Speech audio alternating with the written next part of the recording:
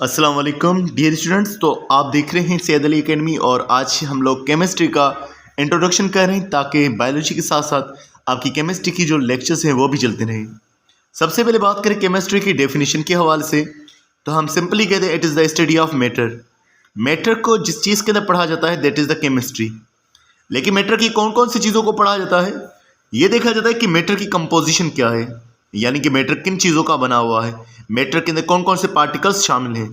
जैसे हम कहते हैं वाटर एक तरह का मैटर है, लेकिन अगर वाटर मैटर है तो उसकी कंपोजिशन क्या है, वो किस किस का बना हुआ है। तो यहाँ जवाब हमें मिलता है कि वाटर जो है वो हाइड्रोजन और ऑक्सीजन का बना हुआ है। तो this is the composition of the matter. उसके अलावा स्ट्रक्चर कि मैटर का स्ट्रक्चर क्या होता है, जैसे हम बयान कर लेते हैं कि एक ऑक्सीजन है, उसके साथ में जो है दो हाइड्रोजन जुड़े हुए हैं वाटर के अंदर इस तरह से। So this is the structure of the matter. उसके अलावा उसके अंदर कौन सी प्रॉपर्टीज़ पाई जाती हैं, यानी कि फिजिकली वो कैसा नज़र आता है, वो केमिकली कैसे नज़र आता है, केमिकली वो कौन से रिएक्शंस कर रहा होता है।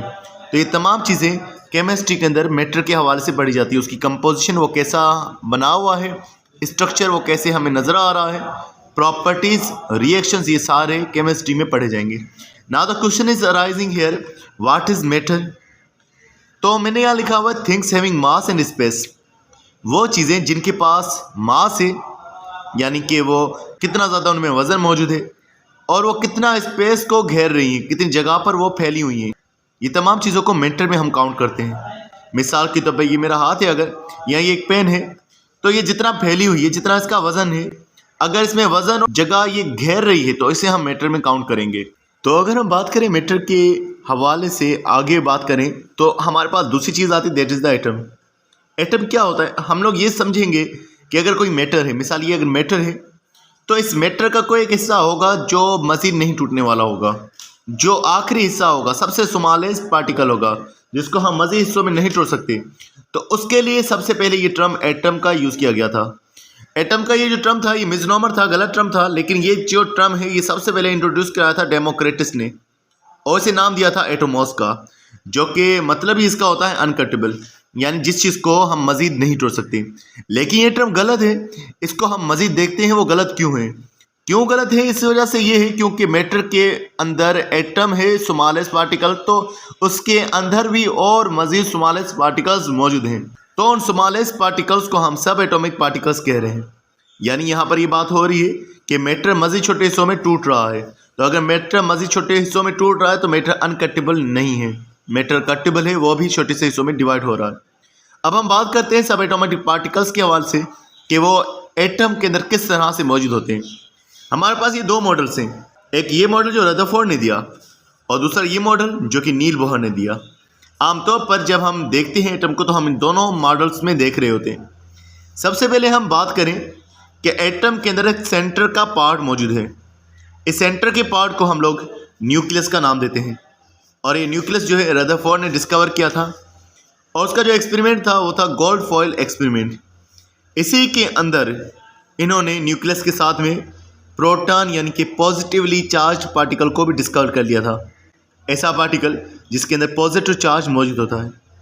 फिर उसके बाद और डिस्कवरीज होती गई, जैसे कि एक डिस्कवरी है इलेक्ट्रॉन की, और ये इलेक्ट्रॉन डिस्कवर किया है जे थॉमसन ने इन 1897 और उनका एक एक्सपेरिमेंट था जिसका नाम है कैथोड रे एक्सपेरिमेंट। यानी कि पहले इलेक्ट्रॉन डिस्कवर हुआ, उसके बाद बाकी चीज़ें डिस्कवर हुई हैं। उसके अलावा न्यूट्रॉन की बात करें तो ये जो है जेम्स कैडविक ने डिस्कवर किया था 1932। अब हमने समझा कि एटम में तीन चीज़ें हैं, एक इलेक्ट्रॉन जिसे डिस्कवर किया है जे थॉमसन ने और उसके ऊपर जो चार्ज है वो नेगेटिव है, दूसरा प्रोटॉन जिसे रदरफोर्ड ने डिस्कवर किया जिसके ऊपर पॉजिटिव चार्ज है। अब आमतौर पर जितने इलेक्ट्रॉन्स होते हैं उतने ही प्रोटॉन होते हैं, इसीलिए एटम के ऊपर कोई भी जो है चार्ज मौजूद नहीं होता। लेकिन फॉर सपोज अगर हम इस पर एक इलेक्ट्रॉन ज़्यादा ऐड कर दें, मिसाल पहले इसके अंदर इलेक्ट्रॉन्स थे 4 और इसके अंदर जो प्रोटॉन थे वो भी 4 थे, 4 पॉजिटिव चार्जेस और 4 नेगेटिव चार्जेस, तो ये आपस में कैंसिल हो जाएगी, कोई चार्ज बाकी नहीं रहेगी। लेकिन अगर हम इसमें एक इलेक्ट्रॉन को ऐड कर दें तो अब यहाँ पर इलेक्ट्रॉन हो गए 5 और प्रोटॉन वैसे के वैसे 4। अब इसके ऊपर क्या हुआ है कि एक जो है नेगेटिव चार्ज ज़्यादा हो चुकी है क्योंकि एक इलेक्ट्रॉन बढ़ चुका है। अब इसे हम आयन के नाम से जानेंगे। अब क्योंकि इसके ऊपर नेगेटिव चार्ज ज़्यादा आ चुकी है तो इसे एनाइन कहा जाएगा। अगर मिसाल के तौर पर अगर हम इसमें से एक इलेक्ट्रॉन को रिमूव कर देते, इलेक्ट्रॉन चला जाता, पहले 4 इलेक्ट्रॉन थे, एक इलेक्ट्रॉन चला गया, अब हो गए 3 इलेक्ट्रॉन। तो अब जो चार्ज ज़्यादा हो चुकी है वो है पॉजिटिव चार्ज। अब पॉजिटिव चार्ज ज़्यादा हो चुकी है तो इसके ऊपर जो चार्ज आएगा एटम के ऊपर वो आएगा पॉजिटिव चार्ज और उसे कहा जाएगा केटाइन। तो हर बार हमेशा एक एटम न्यूट्रल नहीं होता, एटम के ऊपर पॉजिटिव नेगेटिव चार्जेस भी हो सकती हैं। उसके अलावा हमने बात की इलेक्ट्रॉन नेगेटिव चार्ज वाले जेम्स थॉमसन ने डिस्कवर किया, रदरफोर्ड ने प्रोटॉन को डिस्कवर किया पॉजिटिव चार्ज वाला। न्यूट्रॉन के ऊपर कोई भी चार्ज नहीं होता और न्यूट्रॉन को डिस्कवर करने वाले साइंटिस्ट का हम जिक्र कर चुके हैं, जेम्स कैडविक। इन्होंने जो है न्यूट्रॉन को डिस्कवर किया और इस पर इनको नोबेल प्राइज़ भी मिला था। इलेक्ट्रॉन्स की बात करें तो प्रोटॉन और न्यूट्रॉन ये तो न्यूक्लियस के अंदर है यानी सेंटर में मौजूद हैं। इलेक्ट्रॉन्स कुछ सर्कल्स में, कुछ शेल्स के अंदर जो है रोटेट कर रहे होते हैं, घूम रहे होते हैं, रिवॉल्व कर रहे होते हैं न्यूक्लियस के गिर्द। अब इन्हें हम शेल्स भी कहते हैं, इन गोल दायरों को हम शेल्स भी कह रहे होते हैं और बिट्स भी कह रहे होते हैं, या दूसरा हम इसे एनर्जी लेवल्स भी कह रहे होते हैं। अब एनर्जी लेवल जो होता है मतलब कि जो इलेक्ट्रॉन जितना न्यूक्लियस के करीब होगा उसके ऊपर उतनी ही कम एनर्जी मौजूद होगी, तो हम कहेंगे उसकी एनर्जी लेवल कम है।